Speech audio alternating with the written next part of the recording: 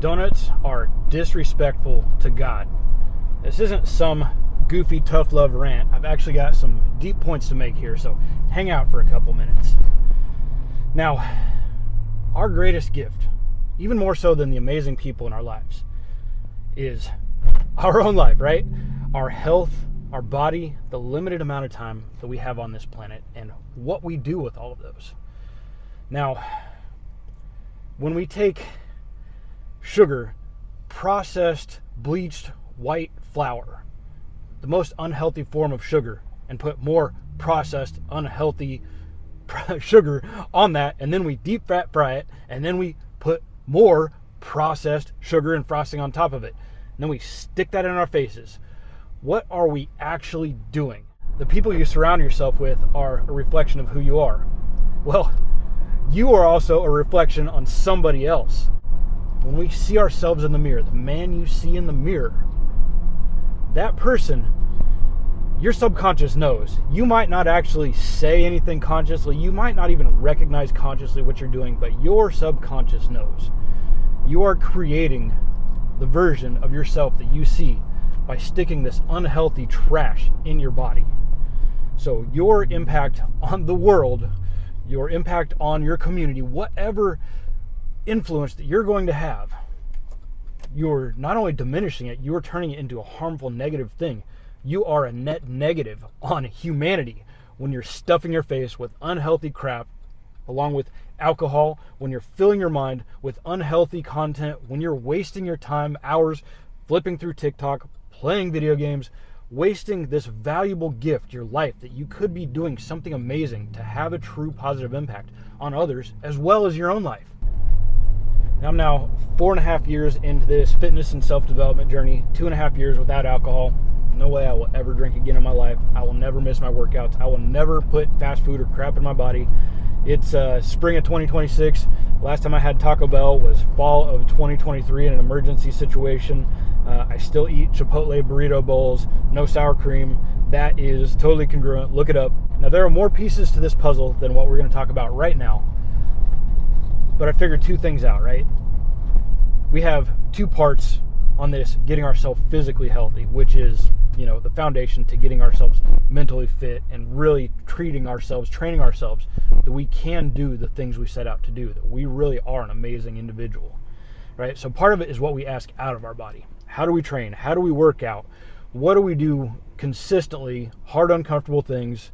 At first, we don't want to. Eventually, it becomes habit, turns into lifestyle. Lifestyle turns into identity. And I get up every day at 3:30. I work out every day. It's easy. It's just what I do now. It's just who I am. So what we ask out of our bodies is a big part of it. But man, the real strength on this journey isn't from lifting weights, going to boxing class, doing yoga, riding a bike, running. The real strength is through restraint. It's from keeping our bodies and minds clean by not consuming garbage and crap, both within our mouth and within our minds. And that's the hardest part, right? Not just doing this better most days a week. If you have a cheat day, what does that really consist of? For me, maybe it's a cheat meal, and it's still going to line up with everything I actually do because I feel so good about putting good, healthy things in my body now.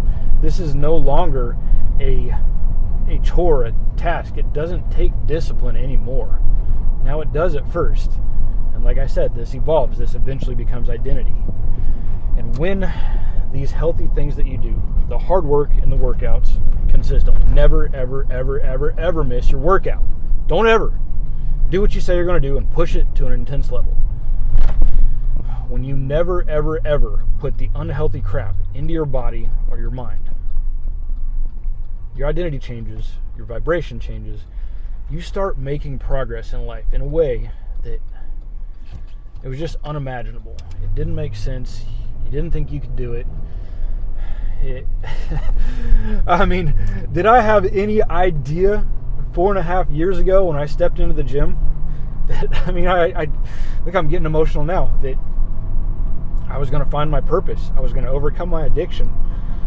And my purpose on this planet is now to share these lessons that I've learned to have a positive impact, to lead through example, through actions, through habits, through showing what is truly possible, and to help make this world a better place. Because, man, as men, man, it's our responsibility to change the direction of how things are going.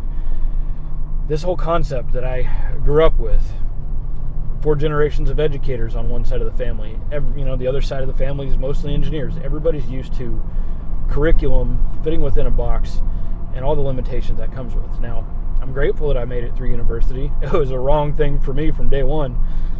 But, one other thing, I showed myself I can get through and do something hard and uncomfortable, even if that was the wrong place. And it's led to amazing things in my life, even though having the piece of paper, finding somebody to sell my life to one paycheck at a time, that's not the great thing that came out of that. It's the business relationships.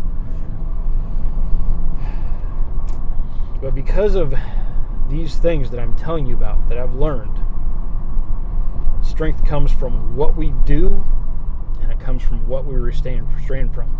And when we really get those on lock, that man that we see in the mirror, that is somebody completely different. The version of myself now is unrecognizable to the man on day one who was skinny fat, divorced, drunk, addicted, defeated. The stuff doesn't happen in a matter of weeks or months. You don't go and man, I highly recommend not to train your subconscious that you need training wheels, that you need injections to get this started. I'm in my mid-40s. I haven't done any testosterone, any Ozempic, any peptide injections. My dumbass tried it once in college for about 12 weeks. Wouldn't recommend that either. Someday it probably will come along. It will make sense at someday, but I haven't gotten to my physical peak. I haven't yet gotten to where I know I can go without that. And even if you've got tests that say your testosterone is really low, this isn't about the physical outcome. This isn't about the result. The end game is training our mind and our spirit to believe in ourselves, that we can do hard, uncomfortable things, that we have discipline, that we have strength through restraint. Not that we need training wheels to get us where we're going. Because if you train yourself that early on, before you've really shown yourself who the hell you can be without any training wheels or nannies, how you do anything is how you do everything. You do your physical fitness 80%, well, you're going to follow your dreams 80%. You're going to build your business 80%. You're going to have that impact on your community or whatever people you surround yourself with 80%. You're going to be 80% of everything you could be.